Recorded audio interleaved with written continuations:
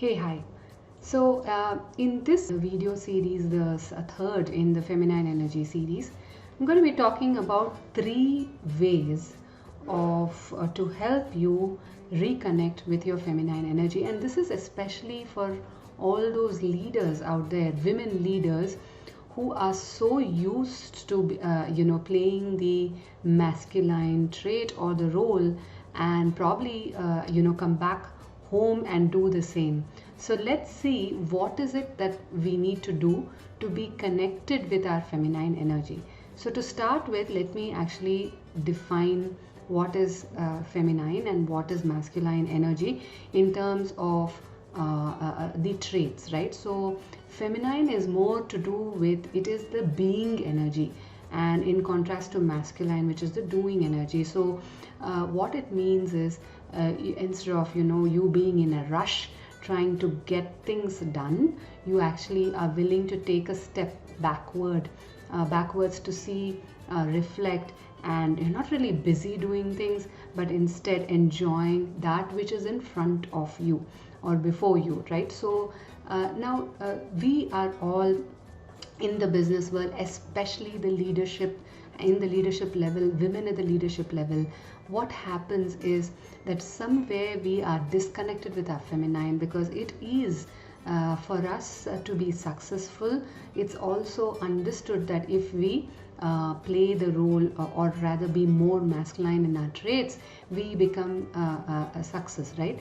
So while it might work in an office situation, probably it will not work as much when you get back home playing the same role that you're trying to play back into your workplace, those masculine traits. So I'm also trying to, whatever I'm going to be talking to you about, the next three top ways to help you reconnect with your feminine, is to also be aware that when you get back home, we probably should be aware of the next three ways, and we can also use the next three ways whenever it is required in the office situation. So what is the first one? The first one is surrender more and stop controlling and pushing for outcomes with men or people around you. So when we are actually we're playing a role, a leadership level, in a professional setup, there is a possibility that you have to sort of meet the targets, have those deadlines, push, control, and get things done, for the outcomes to happen. And so you're playing that role on a consistent basis.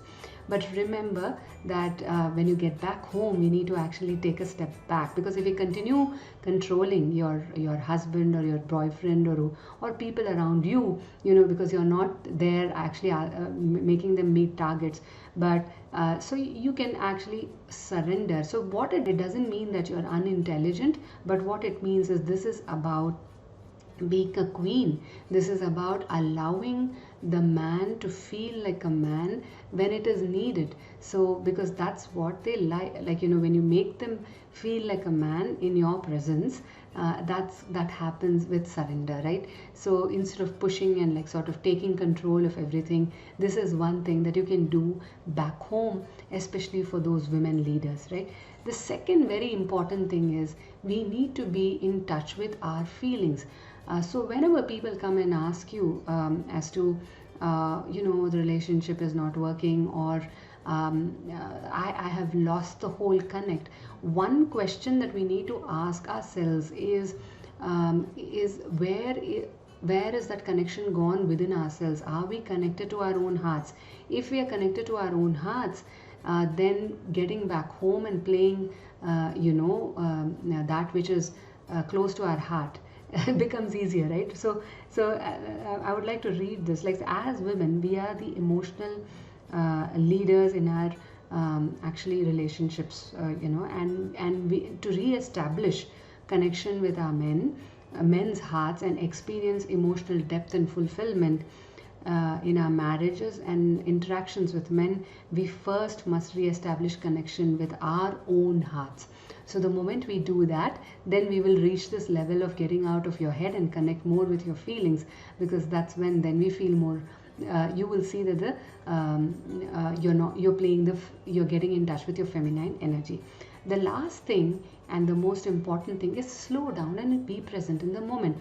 While we are saying this, to slow down, what it basically means is, when you are sipping a coffee, you're not sipping it for the caffeine, but you're sipping it for the aroma, for the, the warmth, the taste, so things like that. So you go slow in whatever you're doing, so to actually be in that moment. So that is actually being feminine. So the speed may be good, being busy may be good for you to achieve your targets, but it may not be so when you get back home. So as women leaders especially, to reconnect with your feminine, some of these things, if applicable at your workplace, we should probably do it, because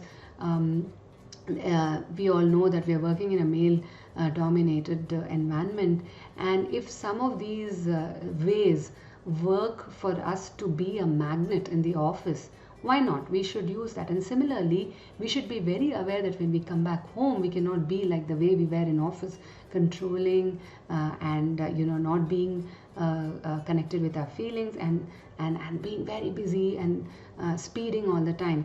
So what happens is, when we are actually making a dish, we may end up being very fast in sort of concluding and finishing the dish. So so that the target is met. What is the target? The target is completing the dish. But then we need to move away from that and say that we want to now actually feel the essence, the aroma, what ingredients, the mix of ingredients that are going into the dish for you to make it, and so that it's you connect with your own heart.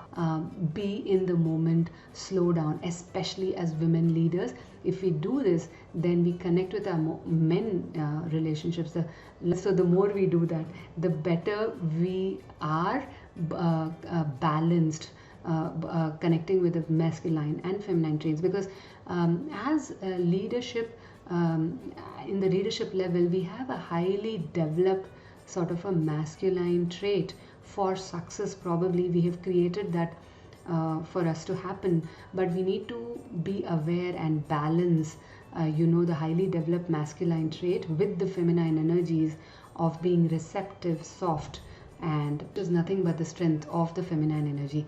So please join my 5-day WhatsApp class, which is about discovering the superwoman in you, inside you, in just 5 days. Yes, it is a transformation that would happen, and it's a very unique technique that I use, which is the alter ego technique, for you to get in touch with that self of yours, right? The real you. And don't forget to subscribe and let people know about my alter ego class. Thanks so much. Take care. Bye bye. Thanks for watching.